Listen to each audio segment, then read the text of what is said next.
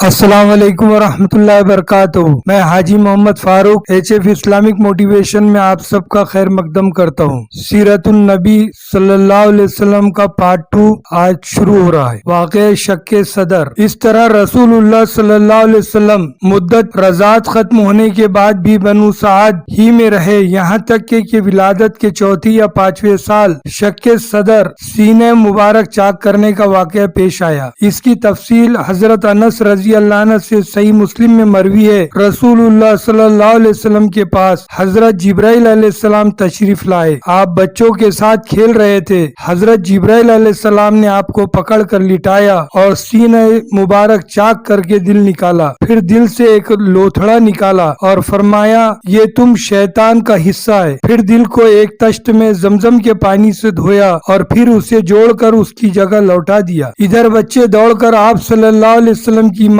یعنی دایا حلیمہ کے پاس پہنچے اور کہنے لگے محمد قتل کر دیا گیا۔ ان کے گھر کے سب لوگ جھٹ پٹ پہنچے، دیکھا تو آپ کا رنگ اترا ہوا تھا۔ اس واقعے کے بعد حلیمہ رضی اللہ عنہ کو خطرہ محسوس ہوا اور انہوں نے آپ کو آپ کی ماں کے حوالے کر دیا۔ چنانچہ آپ 6 سال کی عمر تک والدہ ہی کے آغوش محبت میں رہے۔ ادھر حضرت آمنہ کا ارادہ ہوا کہ وہ اپنے متوفی شوہر کی یاد وفا میں یثرب جا کر ان کی قبر کی زیارت کرے۔ چنانچہ وہ اپنے یتیم بچے محمد صلی اللہ علیہ وسلم اور اپنی خادمہ ام ایمن اور اپنے سرپرست عبد المطلب کی صحبت میں کوئی 500 کلومیٹر کی مسافت طے کر کے مدینہ لے گئے اور وہیں 1 ماہ تک قیام کر کے واپس ہوئی۔ شدت اختیار کر گئی، یہاں تک کہ مکہ اور مدینہ کے درمیان مقام ابواہ میں پہنچ کر رحلت کر گئی۔ بوڑھے عبد المطلب اپنے پوتے کو لے کر مکہ پہنچے۔ ان کا دل اپنے اس یتیم پوتی کی محبت اور شفقت کے جذبات سے تپ رہا تھا، کیونکہ اب اسے ایک نیا چرکا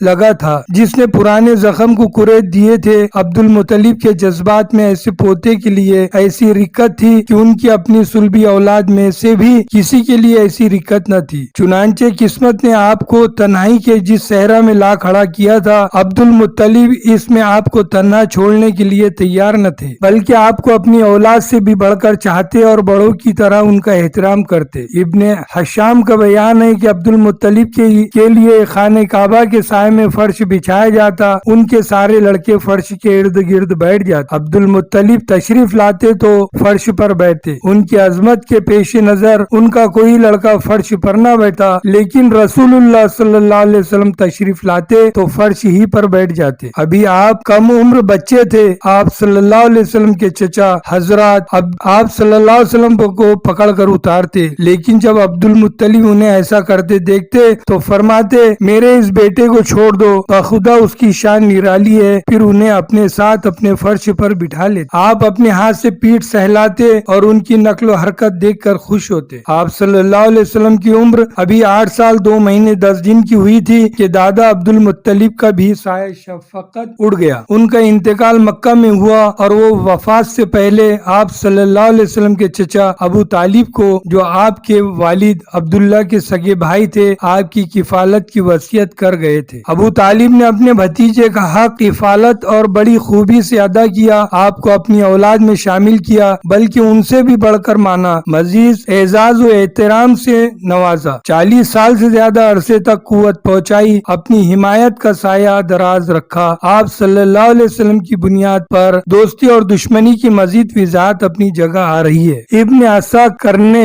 جہلیمہ بن عرفہ سے روایت ہے کہ میں مکہ آیا، لوگ قحط سے 2-4 تھے۔ قریش نے کہا ابو طالب وادی قحط کا شکار ہے، بال بچے کال کی زد میں ہیں، چلیے بارش کے لیے دعا کیجیے۔ ابو طالب ایک بچہ ساتھ لے کر برآمد ہوئے۔ بچہ ابر آلود سورج معلوم ہوتا تھا، جس سے گھنا بادل ابھی چھٹا ہو۔ اس کے ارد گرد اور بھی بچے تھے۔ ابو طالب نے اس بچے کا ہاتھ پکڑ کر اس کی پیٹھ کعبے کی دیوار سے ٹیک دی۔ بچے نے ان کی انگلی پکڑ رکھی تھی۔ اس وقت آسمان پر بادل کا ایک ٹکڑا टुकड़ा न था। लेकिन देखते देखते इधर उधर से बादल की आमद शुरू हो गई और ऐसी धुआंधार बारिश हुई कि वादी में सैलाब आ गया और शहर व बयाबान शादाब हो गए। बाद में अबू तालिब ने इस वाक़े की तरफ इशारा करते हुए मोहम्मद सल्लल्लाहु अलैहि वसल्लम की मदह में कुछ कहा। वो खूबसूरत है, उनके चेहरे से बारिश का फैजान तलब किया जाता है, यतीमों के मावा और बेवाओं के मुहाफिज है। 12 बरस 2 महीने 10 दिन की हो गई थी। अबू तालिब आप सल्लल्लाहु अलैहि वसल्लम को लेकर तिजारत के लिए मुल्क शाम के सफर में निकले और बसरा पहुँचे।